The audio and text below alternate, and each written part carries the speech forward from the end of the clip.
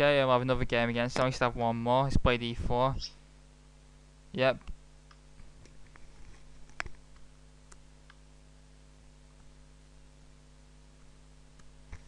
Right, it's probably do the exchange now.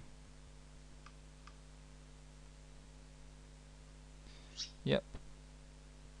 I'll take with the queen. Well, the French in the worst opening ever. It's awesome.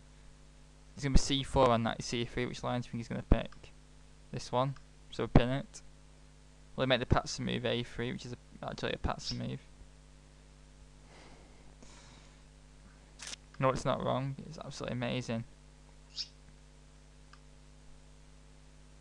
So now maybe knight e4 coming up next. A quick hack attack.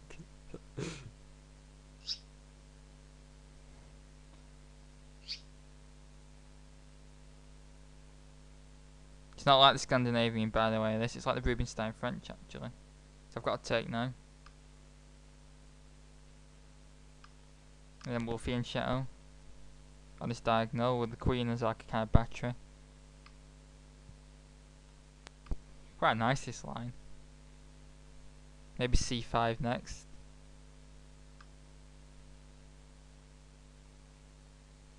But yeah, I quite like c5 actually.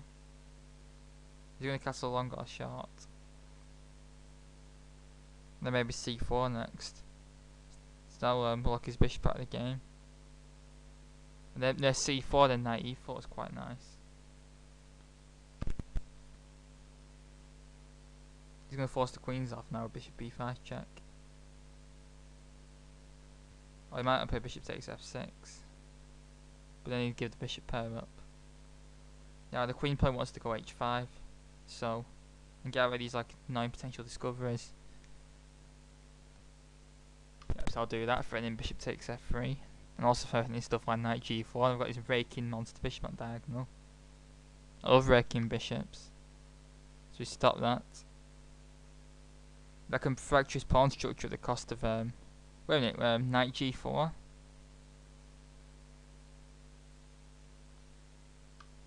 Is that just not kind of crushing? Oh, queen f4. Typical me, always forgetting all these simple things. I might be able to get some kind of advantage out of it, but queen f4. I need to deflect his queen away from h2. But he's always got queen g3, that's the problem. He's gone whoops, but he's always got queen f4, so I don't know what he's going whoops at.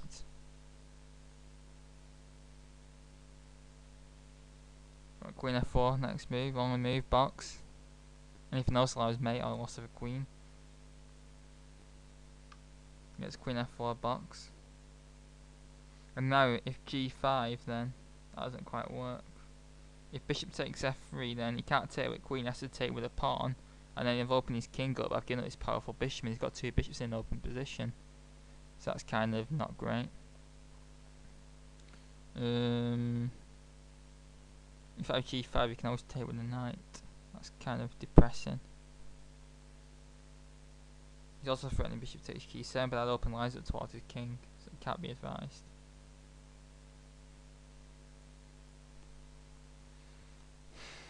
I got knight d7, just developing another piece into the game. So I just kick my knight. Has to go back to f6. Box.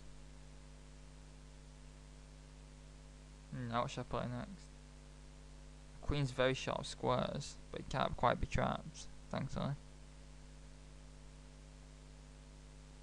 If I have g4, I just take an h3. So that's out of the question.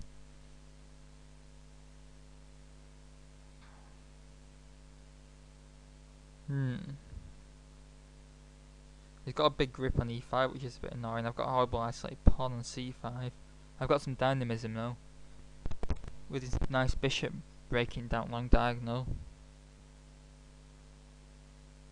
I've also got stuff like knight d5 coming. In fact, knight d5 attacks his gets to get rid of that dangerous bishop.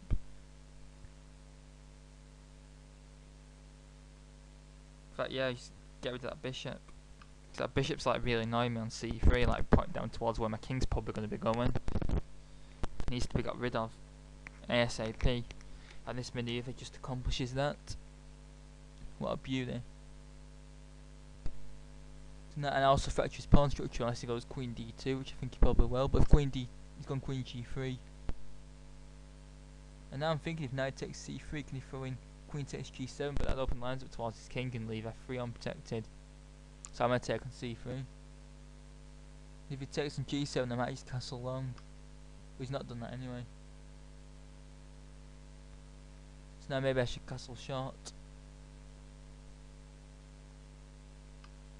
So now g7 is protected.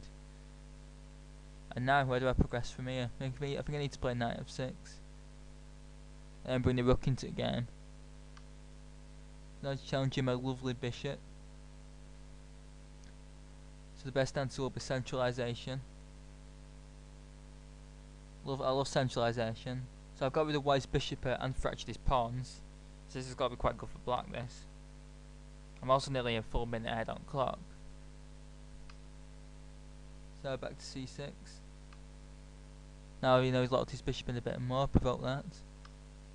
Oh, now he's getting rid of my lovely, oh my poor bishop, no. Well, I might as well play knight f6 for tempo as consolation. But now rook h4, ooh, didn't see that. And now I've got off the exchange of queens, which is like fracture my pawn structure, so that also isn't great. Take though if it takes, to keep my pawns together. So I took the f pawn, I'd get f-file pressure, I think my e6 queen is a bit more important. Rook, I have to use this rook, I think. No, in fact, use that rook, and I might sacrifice a7. And I'll bring the other rook to the open d file. We need open lines for pieces, and maybe an infiltration. He stopped my infiltration, which is all infiltration points are covered, which is rather depressing. I challenge that rook. He's offered a draw, but I think I'm slightly better here, so I'm not going to accept. So rooks have come off. I've got to be slightly better in this position.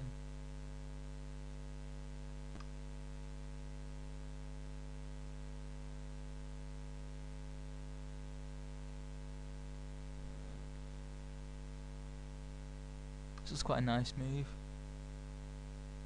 In fact, so there's a pawn drop in there.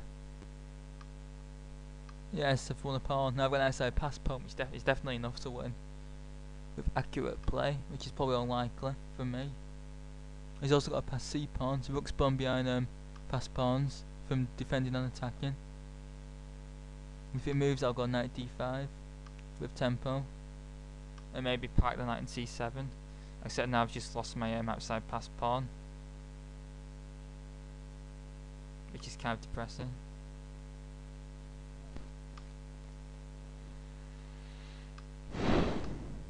I protect it. And then maybe we can swap these guys off.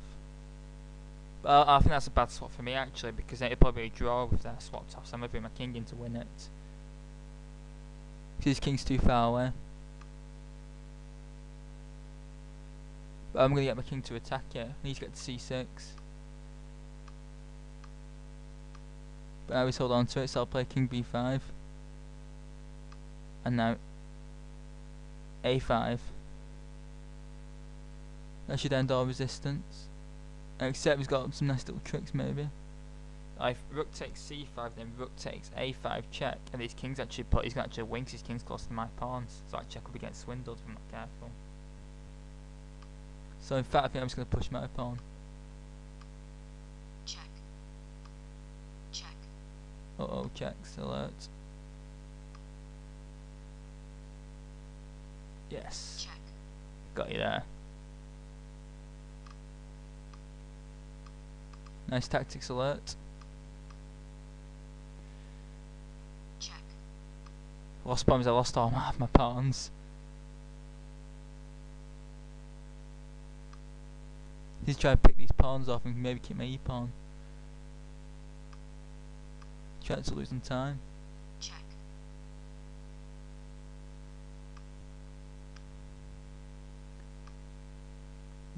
Take there. Take this one next. Time warning. Full time warning. Check. Just get rid of that to make it simpler. He's gonna lose on time first anyway.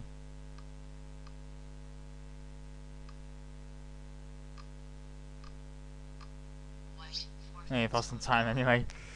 Good game there anyway, and thanks for the games. Let's have a quick look for it.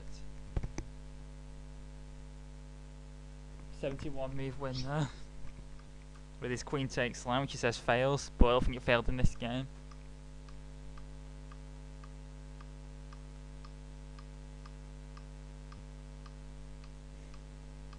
So this interesting game here where I thought my king was stuck in the centre for a long time, but eventually castled and got a positional advantage, which I proceeded to convert in the end game. But I was in a bit of trouble here actually. Well, I started to get into a bit of trouble because I'm winning a pawn now, as you can see. But also I'm losing that pawn. But for some reason he does that, and I manage to defend it with rook d7, and then I bring my king in to try and win his pawn for nothing. And then I get swindled as well, and then Check. Check.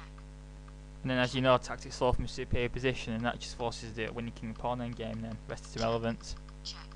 Check. Check. etc. And I'm about to mate next move. Anyway, please leave any comments and thoughts. Thanks very much.